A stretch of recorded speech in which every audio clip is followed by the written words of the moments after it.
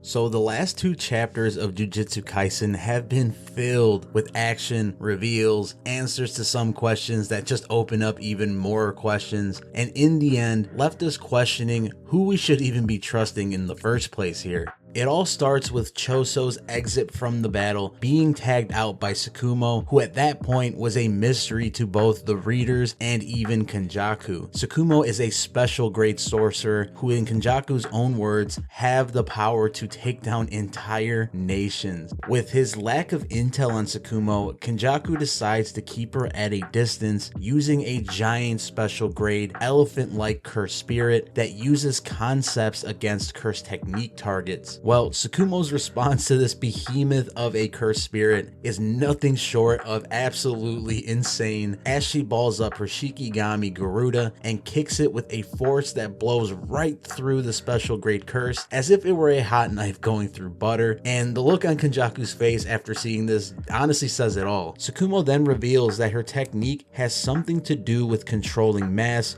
right before nailing Kenjaku and almost completely severing his arms. It's then revealed that Tsukumo can give herself virtual mass along with Garuda, whom she turns into a cursed tool, and calls this technique Star Rage. Kenjaku deduces that the increased mass doesn't affect Tsukumo herself, considering how her speed hasn't slowed down, and seeing as how this technique defies concepts, he cannot use high-grade cursed spirits on her. They then both internally start analyzing each other, with Tsukumo saying, "Gravity, that was gravity." Kenjaku has cursed techniques aside from curse manipulation and techniques that allow him to transfer bodies, like that gravity technique. He isn't using idle transfiguration, which I already figured out, so he can only use a curse technique extracted with Uzumaki once. Kenjaku can use reverse curse technique, so it's hard to imagine that he would have used a one-off technique at that moment. He must have a third curse technique that involves gravity. I doubt he has a big stock of extracted techniques. Without an external aid like Okotsu's, his brain would burst, but he might have a fourth technique. So then it cuts to Kenjaku, who is then saying, given Jujutsu High criteria for special grade, she probably has an expansion technique with high cursed energy output as a trump card, and they both simultaneously say, what a pain. But then Tsukumo internally decides that she's going to stick to the plan that her and Tengen had come up with prior, which is to have him open up his domain, because then using his curse techniques will be much more difficult later. So essentially her plan is to continue to wear down Kenjaku to weaken the domain. But then suddenly Kenjaku says, we find each other's curse techniques to be tricky, but you haven't opened up your domain. Perhaps you lack confidence in a clash of domains. And in the blink of an eye, Kenjaku does his domain expansion for the very first time that we see in the series, which is called Womb Profusion. This technique looks like an amalgamation of faces and other body parts bursting out of the ground like some kind of giant tree. Tsukumo then wonders if they even have enough time to go along with the plan, and this leads us into chapter 206, where we go to a flashback from earlier where Tsukumo and Tengen are first devising this plan, where Tengen pretty much explains that the area that they are in is filled with rooms with empty barriers. A sorcerer skilled in barriers can alter its structure, and Tengen continues to say a powerful sorcerer like Kenjaku will have command of the setting, which Tengen then says will give Kenjaku this false sense of security, but then adds that Tengen is a master of empty barriers, so Tsukumo must get Kenjaku to open up his domain in one of these empty barriers so that Tengen can pretty much observe Kenjaku's domain expansion within the empty barrier, which will allow Tengen to kind of analyze it and decipher its weak points, and therefore destroy the barrier, and at the same time getting more intel on Kenjaku. So Tsukumo then wonders why she can't just open her own domain, which will then force Kenjaku to open his own. But Tengen comes back and says that if Tsukumo were to open her domain and envelop Kenjaku, then the same process that Tengen would be using to destroy Kenjaku's domain would actually affect Tsukumo's first and dispel it before it gets to Kenjaku's domain. And on top of that, Kenjaku could probably put up a simple domain or a hollow wicker basket to resist it. And seeing how Kenjaku is probably the only person that rivals Tengen in mastery of barriers, his simple domain is not like any others. It's much more powerful. So they kind of stick to the plan that Tsukumo is going to get Kenjaku to open up his domain, which which will then allow Tengen to dispel it using its own empty barrier that envelops it, and Tsukumo can continue to beat down Kenjaku after he has burnt through his curse techniques. But they heavily miscalculated because apparently this domain expansion is much like Malevolent Shrine that Sukuna uses, which Tengen describes as an amazing feat in which he opens up his domain and activates a technique without closing the barrier. Thus, there is no outer shell to remove. So in other words, Tengen's plan of containing his domain expansion within the empty barrier, analyzing its weak points, and then dispelling it will not work because there is no boundaries to this domain expansion like there normally would be. It's more like an EMP blast that doesn't have an exact parameter at which it ends. Kenjaku then deduces that this was Tengen's plan all along, but thinks of it as a foolish plan, seeing as how he has lived, meaning he probably has had much more experience in the field dealing with these types of issues than Tengen has. And within a blink of an eye, Kenjaku's domain expansion strips away the entire simple domain that Tsukumo put up, which leaves her completely unprotected and just totally decimates her. And we see that the ability that this domain expansion has also has something to do with gravity, because we see Tsukumo get straight up plastered through the floor of the empty barrier and almost, squished in a way. And this is where things start to get a little bit more interesting, because Kenjaku then says a fight with your own domain may not have led to such a poor conclusion. You shouldn't have relied on him. Tengen has hidden something important from you, the Culling Games, and then is cut off by Tsukumo, who still has control over her Shikigami, which of course reveals that Tsukumo is not actually dead. And we'll touch on Kenjaku's statement here in a second, but before Kenjaku can really get a chance to process things, he's then attacked by Garuda once again, and he thinks to himself, she's still conscious, she can barely move, but she might be able to use reverse curse technique. Her Shikigami is buying her time to heal. Fine, I'll replenish my curse techniques. But Kenjaku is proven to be wrong, because Tsukumo gives him a heavy kick, also showing that she has not recovered any of her wounds, and she just flat out does not want to. Like, her arm is completely mangled, her face is all beaten up and bloodied, and she's still going on strong like a straight up powerhouse. And this is something I really love about Gege's female characters in Jujutsu Kaisen. In a lot of shonen manga, unfortunately, a lot of female characters get kind of presented as defenseless and these like damsels in distress type of tropey characters, but not in Jujutsu Kaisen as we're seeing here with Tsukumo. But getting back to this fight, Tsukumo then hits Kenjaku with many relentless blows, also using her Shikigami to restrain him, and Tsukumo suddenly falls over with a moment of pause, spewing out some blood, which leads Kenjaku to think that she has reached her limit. But then suddenly the empty domain opens up and Shoso hops through, already having charged up a supernova, and this is where this chapter ends. So of course we're definitely going to be getting some more insane action in the very next chapter, but like I alluded to earlier, I quickly want to touch on what Kenjaku says before being interrupted by Tsukumo, where he says that Tengen has been withholding information from her, and it's been kind of like a lingering thought throughout the story that Tengen is potentially a shady character, maybe on the good side, but not entirely on board with the objectives of the main cast. It also kind of raises the question, like, what does he mean by this? What about Tengen and the Culling Games has Tengen not shared yet? And of course, the first thing that I jumped to, and the first thing that probably many people have jumped to, is that Tengen might be the game master of the Culling Game, because we got to remember that it's explicitly said that Kenjaku cannot be the game master of the Culling Game, and it has not been revealed yet who it can even remotely be. Well, then that raises the next question, like, why would Tengen be the game master, and why exactly would Tengen be hiding this? Well, there's like a million ways we can go with this, and it's honestly something that I'd like to make into a separate video, but really there's a ton of possibilities here. Like, maybe Tengen was the game master of a previous Culling Game like 1,000 years ago or several hundred years ago, and the game master has to be constant through every Culling Game. Maybe Tengen created the Culling Game for her own purposes originally, which allows her to live so long and be able to be so powerful and be so masterful over all these different areas of Jujutsu. I mean, this isn't a super likely theory, but like I said, I'm just spitballing here, but